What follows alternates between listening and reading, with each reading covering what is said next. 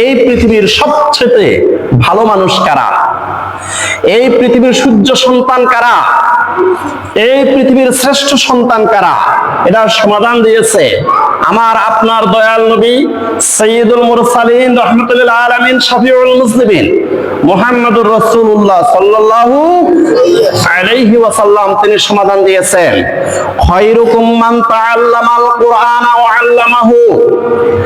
বুখারী শরীফের 5027 নম্বর হাদিস।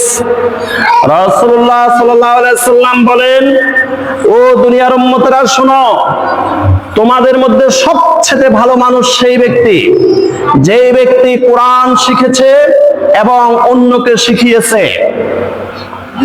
খায়রুকুম মান তাআল্লামাল কুরআন ওয়া আল্লামাহু। তোমাদের মধ্যে সবচেয়ে এই পৃথিবীর সূর্য সন্তান, শ্রেষ্ঠ সন্তান হলো যারা কোরআন শিখেছে এবং অন্যদেরকে শিখিয়েছে।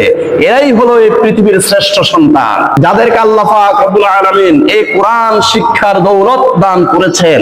তারা আল্লাহর কাছে অনেক মহান, আল্লাহর প্রিয় বান্দা, আল্লাহর মাহবুব বান্দা। এদেরকে সম্মান করতে হবে। কারণ কি, ইহানাতুল উলামায়ে কুফরুন। কোন একজন হক্কানি আলেমকে ইহানত করা, কোন একজন হক্কানি আলেমকে বেইজ্জতি করা, এটা হলো কুফরি। খবরদার, সাবধান থাকতে হবে।